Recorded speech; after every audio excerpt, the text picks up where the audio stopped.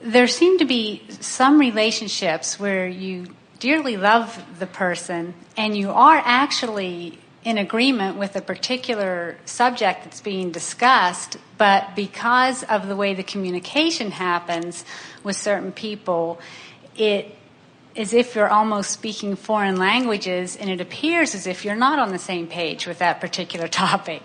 And I'm really desiring to improve that with someone that I'm very close to. When we're communicating, it just seems like I think we're saying the same thing, but we upset each other because it's not coming through clearly. Well, here's the thing that you have to always remember. No matter who you're looking at, there are aspects of them that you could look at which would cause you to disconnect or widen your gap, and there are aspects of them that could cause you to close your gap. That's why we said earlier, what is it that I'm thinking about you that has me not being who I really am?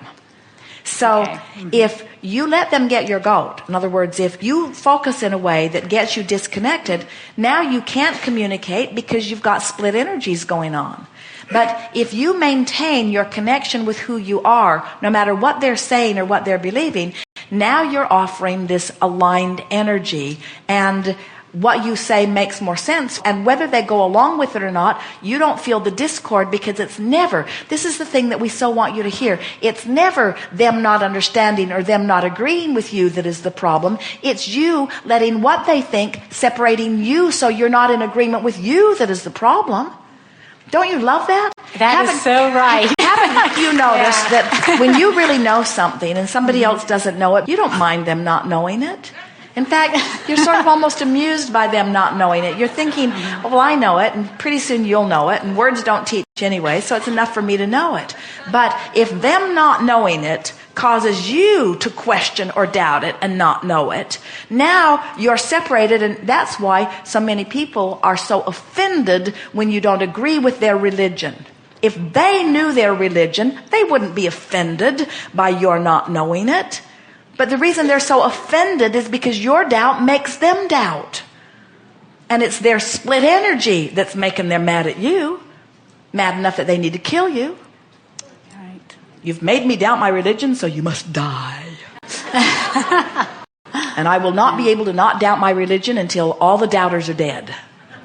And we say, when you know something, you don't need anybody else to know it. You know it. It's your alignment with Source. That really clarifies a lot for me. So if you find yourself having a hard time communicating with someone, say to them, I'm not being clear.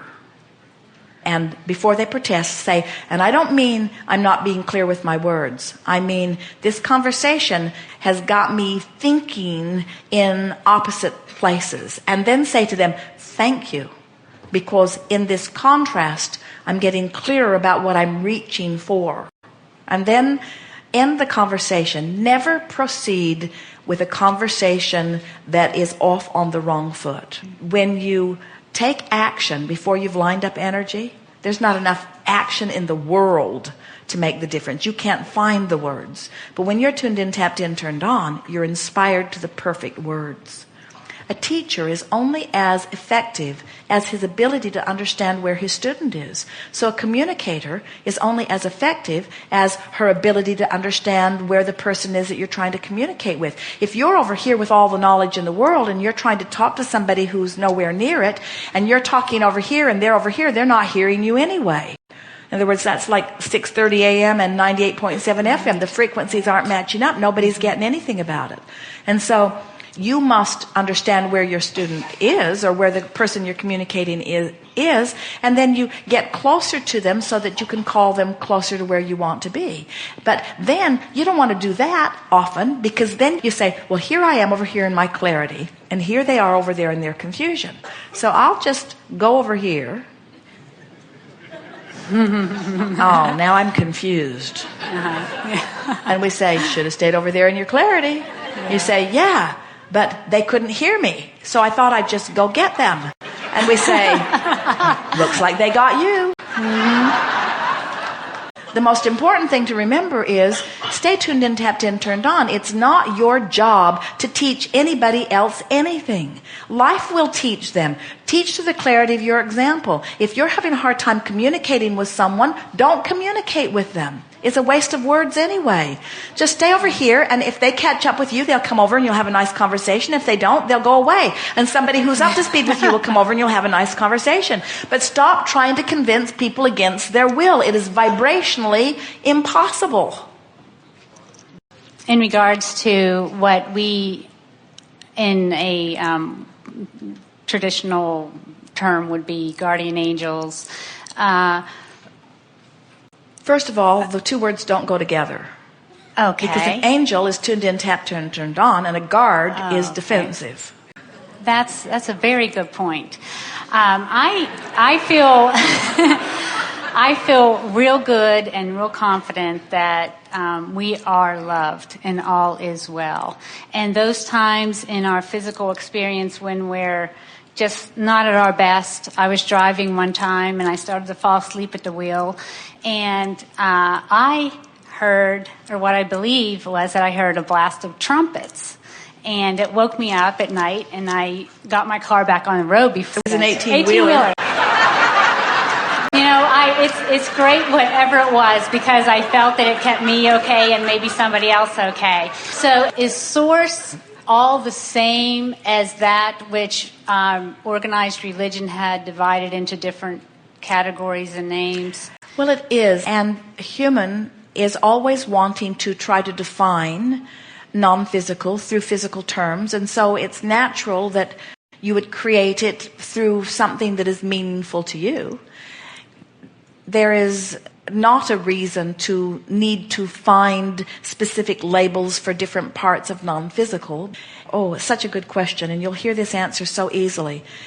You remember hearing us say that the call of Source will sound to you like whatever it sounds like from where you are. So if you're tuned in, tapped in, turned on, and you are alert and you're driving down the road, then the Source is flowing through you in such a way that it's not like you're having conversation. It's like Source is driving your vehicle. It's like you have the foresight. Haven't you had the experience where you're driving and you feel an impulse to slow, and it's just the perfect impulse because when you come around the corner, traffic is stopped and you were ready for it, or on and on and on it goes. So Source is always speaking to you to bring you to what's over here in your vibrational escrow. In other words, as you've been living and driving, you want to live a long life, and you want to have a fulfilling life, and you want to be safe in traffic, and you want to do a good job of moving in traffic. You not only want to be safe for your own well-being, but for the well-being of others. In other words, you've launched enough stuff into vibrational escrow that Source knows very well your intentions relative to all of that, and it's always calling you to it. The question is, are you listening? Are you in a vibrational place of being able to hear? Jerry tells a wonderful story of years ago, long before he met Esther or Abraham in this format. He was driving in through some little Texas towns, and there was a truckload of Boy Scouts in a pickup truck ahead of him.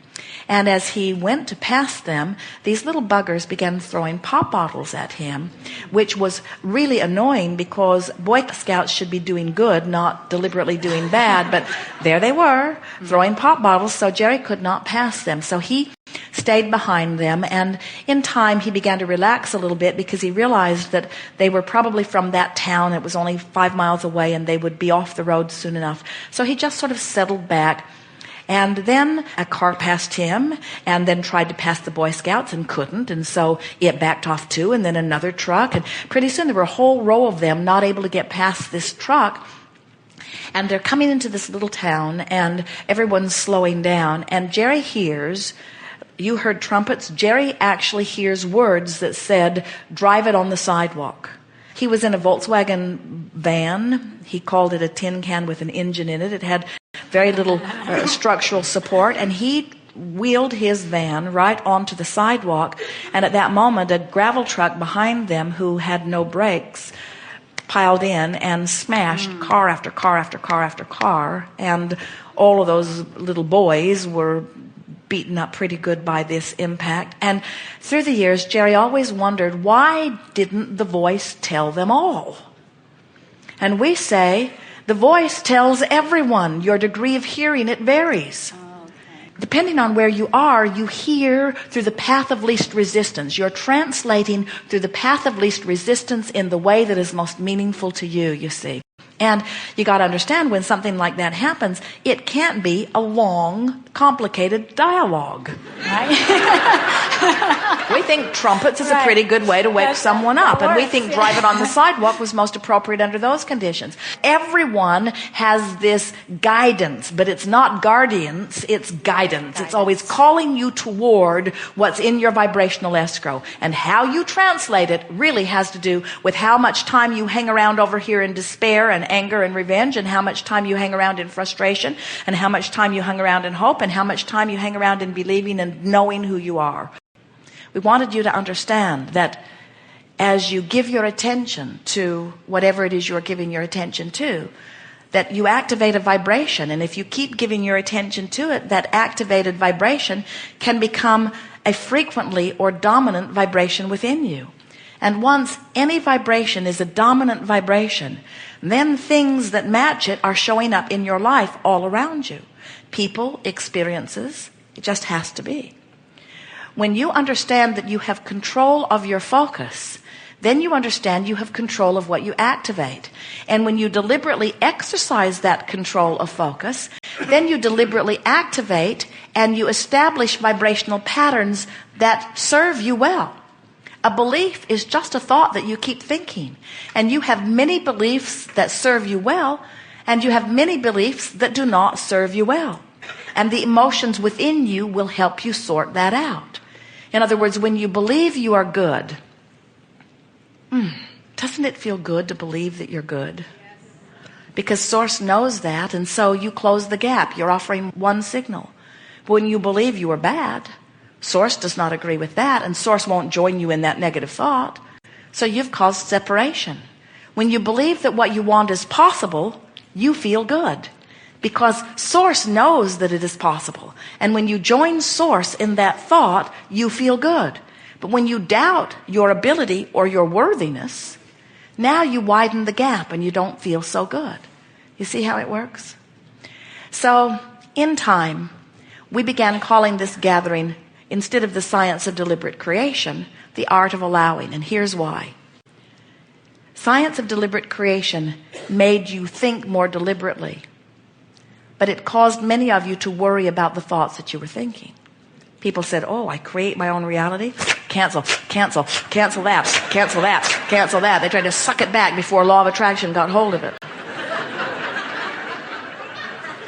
And we want you to understand that you have this buffer of time, that these are not things that are treacherous. You are the creator of your own reality, and it doesn't matter where you are. You can't get it wrong, and you never get it done. And the reason that you can't get it wrong is because it's never done. No matter where you're standing, or no matter where you're putting your boat in the stream, you have only one choice: upstream, downstream. That's it.